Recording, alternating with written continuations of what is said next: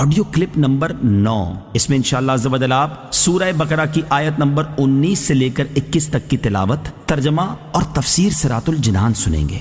بسم اللہ الرحمن الرحیم۔ ترجمہ: اللہ کے نام سے شروع جو نہایت مہربان رحمت والا ہے۔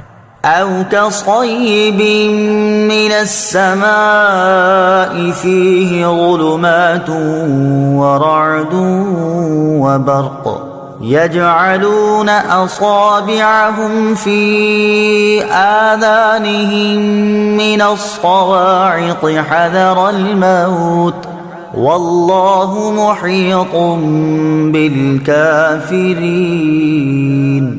يكاد البرق يخطف أبصارهم كلما أضاء لهم مشوا فيه وإذا أظلم عليهم قاموا ولو شاء الله لذهب بسمعهم وأبصارهم ان اللہ علی کل شیء قدیر۔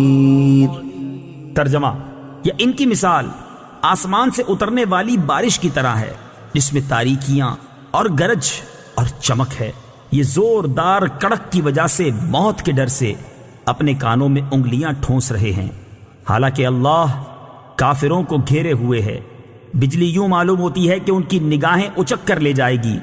حالت یہ ہے کہ جب کچھ روشنی ہوئی تو اس میں چلنے لگے، اور جب ان پر اندھیرا چھا گیا تو کھڑے رہ گئے، اور اگر اللہ چاہتا تو ان کے کان اور آنکھیں سلب کر لیتا۔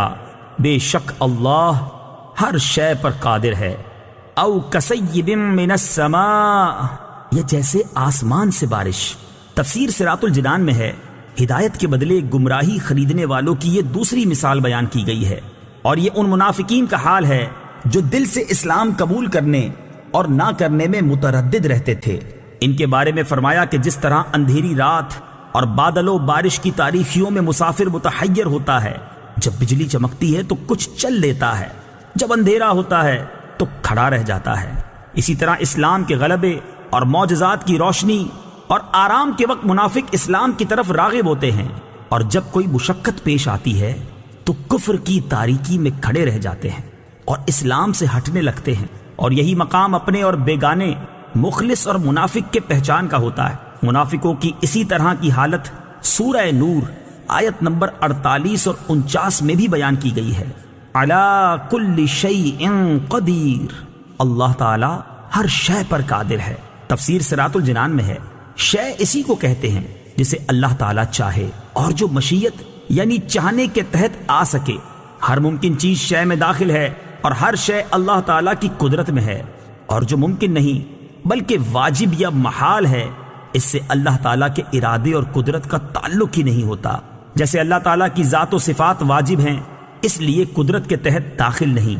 مثلا یہ نہیں ہو سکتا کہ اللہ تعالیٰ چاہے تو اپنا علم ختم کر کے بے علم ہو جائے، یا معاذ اللہ جھوٹ بولے۔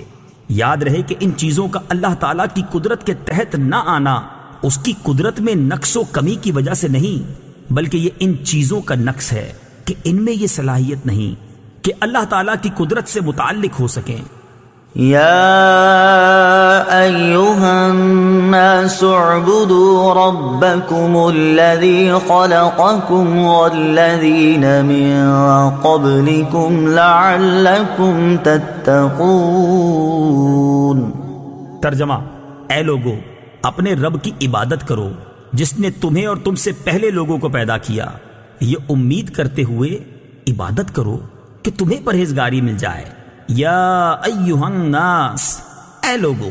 تفسیر صراط الجنان میں ہے، سورہ بقرہ کے شروع میں بتایا گیا یہ کتاب متقین کی ہدایت کے لیے نازل ہوئی، پھر متقین کے اوصاف ذکر فرمائے، اس کے بعد اس سے منحرف ہونے والے فرقوں کا اور ان کے احوال کا ذکر فرمایا، تاکہ سعادت مند انسان ہدایت و تقوی کی طرف راغب ہو اور نافرمانی و بغاوت سے بچے۔ اب تقوی حاصل کرنے کا طریقہ بتایا جا رہا ہے، اور وہ طریقہ عبادت اور اطاعت الہی ہے۔ یا ایہا الناس کے ذریعے تمام انسانوں سے خطاب ہے، اور اس بات کا اشارہ ہے کہ انسانی شرافت اسی میں ہے کہ آدمی تقوی حاصل کرے اور اللہ تعالیٰ کا بندہ بنے۔ عبادت کی تعریف۔ عبادت اس انتہائی تعظیم کا نام ہے جو بندہ اپنی عبدیت یعنی بندہ ہونے اور معبود کی الوہیت یعنی معبود ہونے کے اعتقاد اور اعتراف کے ساتھ بجا لائے۔ یہاں عبادت توحید اور اس کے علاوہ اپنی تمام قسموں کو شامل ہے۔ کافروں کو عبادت کا حکم اس معنی میں ہے کہ وہ سب سے بنیادی عبادت یعنی ایمان لائیں اور اس کے بعد دیگر اعمال بجا لائیں۔ تفسیر صراط الجنان میں ہے لعلکم تتقون، تاکہ تمہیں پرہیزگاری ملے۔ اس سے معلوم ہوا کہ عبادت کا فائدہ عابد ہی کو ملتا ہے، جبکہ اللہ تعالیٰ اس سے پاک ہے کہ اس کو عبادت یا اور کسی چیز سے نفع حاصل ہو۔